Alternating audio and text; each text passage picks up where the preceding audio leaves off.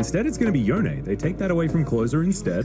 They're leaving a lot with open. the fact that Nidalee is available and these and the big AD jungler has been banned away, I think banning AD mid lane is a really smart move.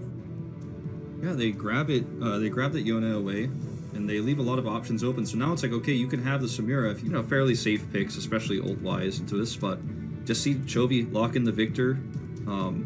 This can be a very volatile mid matchup, and that's where I think Talia is going to come into play a lot here to try to set up. The Camille completely out in the open in favor of the Renekton is interesting, and we'll see whether Canna is going to be able to get through the brick wall that is on this time around. A very different game finally is happening here in game number 3. I feel like we had just a repeat in games 1. Very poor results. Yep, absolutely. But Gumayusi is a fantastic player, so let's see whether he can make things work here as we hop onto the Rift for game number 3, our decider here for today. The first day, just missed the reset on the Blade Surge. The minion didn't die, so wasn't able to close the gap again, and misses the stun to boot. That's the Talia. Right, that's a flash forward from Vista, but doesn't really do anything with it, and he's just going to die. First blood going over to Samira, and it was delivered on a... Port gives a slight advantage here on this Drake to Hanwha Life Esports. They're going to try to push into this. They start it, but... Whoa, that's a flash forward. That's a solo kill. Wow. Clozer just catches Chovy unaware. Well, that's insanely aggressive. And Clozer is just massive. He certainly has. Watch this again. Boom. Flashed into it. Ults on top of Chovy. He's got no flash. He's got no way out. The shield isn't going to save him there, sadly. Yeah, just can't make that play happen. So, Hanwha Life just don't get to trade anything back macro-wise here. Yep, and once again, I mean, Chovy's going to have to flash to get out of the way of this one, but Clozer's going to take another turret shot, and Chaos Storm's doing a lot of work. Death Ray comes in, and Arthur steals away the kill like a jerk. Oh no, what? I mean, it's better to have assist gold on top of your kill, but still.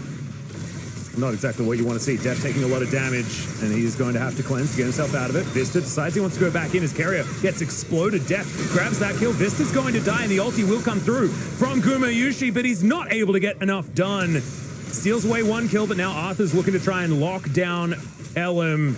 And Elim's running, but he's not going to be able to get far enough. And the kill steal attempt from Chovy. And the gold lead is, what, 400, 300?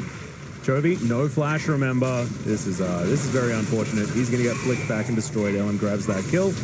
Alright, he's going to land on the carrier, so he will fall. So it's a 1-for-1 in the end, and getting some little golems away. But oh, they'll just take the turret. Yeah, it looks like they just will. I mean, the rotation's coming up here from Morgan and Arthur. Morgan does have his Ornhorn, but I mean, with this... that's a big flash in. Oh my god, the flick onto both of them as the Graves is going to fall. Now, Canna is in trouble.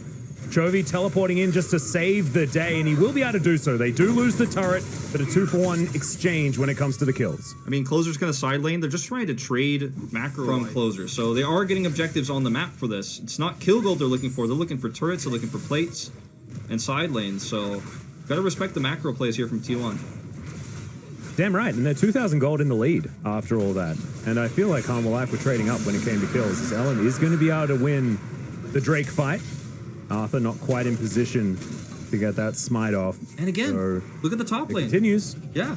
Kanna's like, okay, like you were saying, some of the trades are a little bit better for Hanwha Life Esports, but objective-wise, they are getting so much done. Yeah, slice over the wall there from Kanna. He's never going to die. As a Weaver's Wall comes through just to get Elim in position. Death just being hunted to the ends of the earth and will be taken down. Clozer will tidy that one up. Carrier tanking the turret for a very long time and will die to the Rell. See what happens later on as we head into some team fights, but the gold advantage cannot be overstated right now for T1 as they have got both Drakes and so much on the map. Absolutely. Collateral damage comes down. Arthur is able to grab that kill pretty comfortably. Gale Force is going to help him out there as Chovy flashes out of the way. Another Chaos Storm on top of Clozer. But remember, the further away it gets from the Victor, the slower it moves, and Clozer just walks out of it. He'll be okay for the moment. Does have his Blade of the Ruined King now completed, as does Canna. In fact, no mythic items for our solo laners so far. Flashing out. And Chovy's done almost double damage, the second highest damage in the game on this Victor, as he's probably one of the only poke champions in the game. Yeah, you see the total gold, Gumayusi having the biggest advantage there. He does have his Immortal Shield Bow done, and he is building towards starting to have some real team fight power. I mean, the Immortal Shield Bow means he's going to live through his ultimate more often than he was before, obviously, as we saw in the previous fight. They're going to get this mid turret. Again, all turrets belong to T1. The map belongs to T1. 3 turrets to 0. All the plate gold advantage they had. And they're just going to try to push this mid up so they can get that positional advantage and vision control on this Cloud Drake, or Ocean Drake, excuse me. Yeah, and I think that Hanwha do really need to try and fight this one. Great Weaver's Wall to get them out of this area, but it's just going to be broken, of course, by the Searing Charge.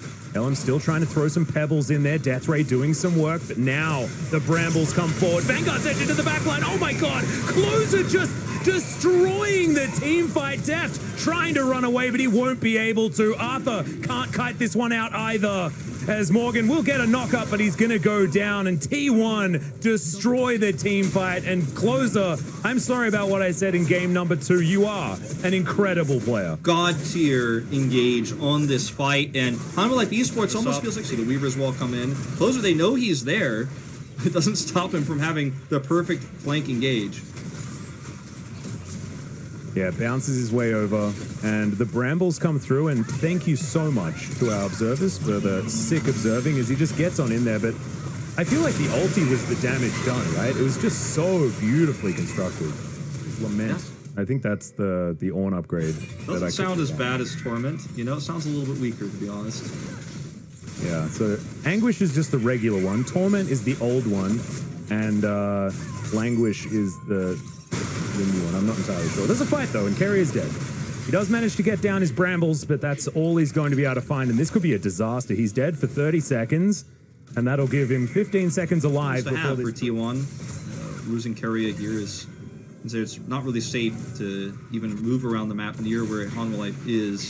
Speaking of which, T1, they it seems like they don't care. They're way out of position.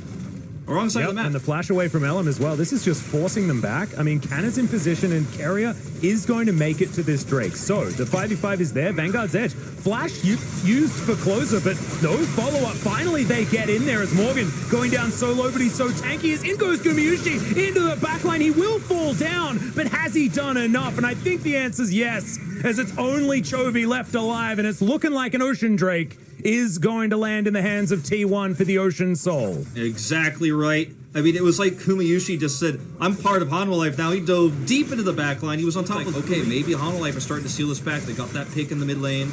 And then they just had, again, another hard Vanguard's edge engage. Deft isn't able to do damage when Vista comes in for his ult. He pulls everybody in, but there's just no follow-up damage. And T1 says, thank you very much. Clozer's like, okay, I'm going to cut this team in half, and then we're going to send Gumayusi right into the back line. It was perfect.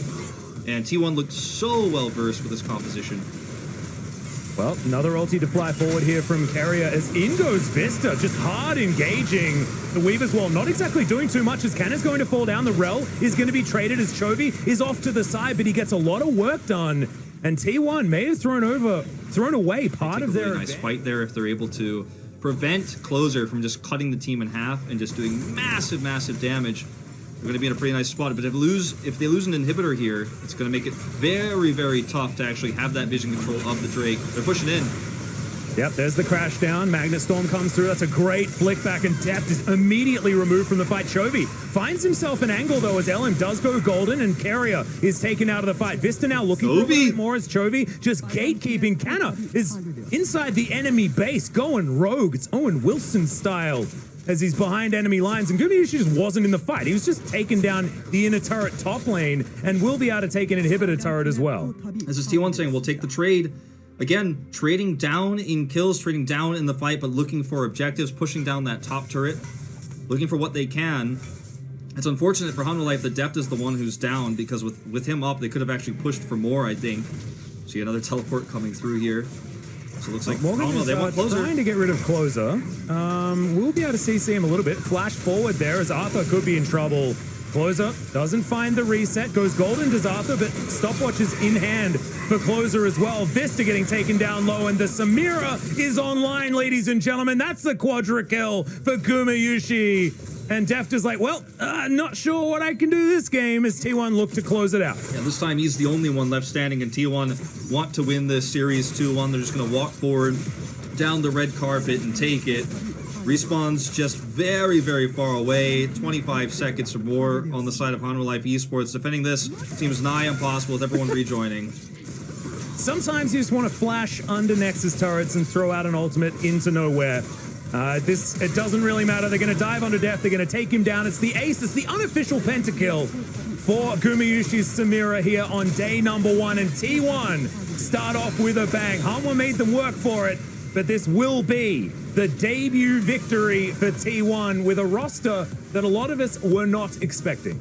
And this is the good series we expected. This series wasn't just supposed to be good because it's T1 and we haven't seen them for a long time. It was very hype. People were disappointed. Faker's not playing. What does it mean? They start off with a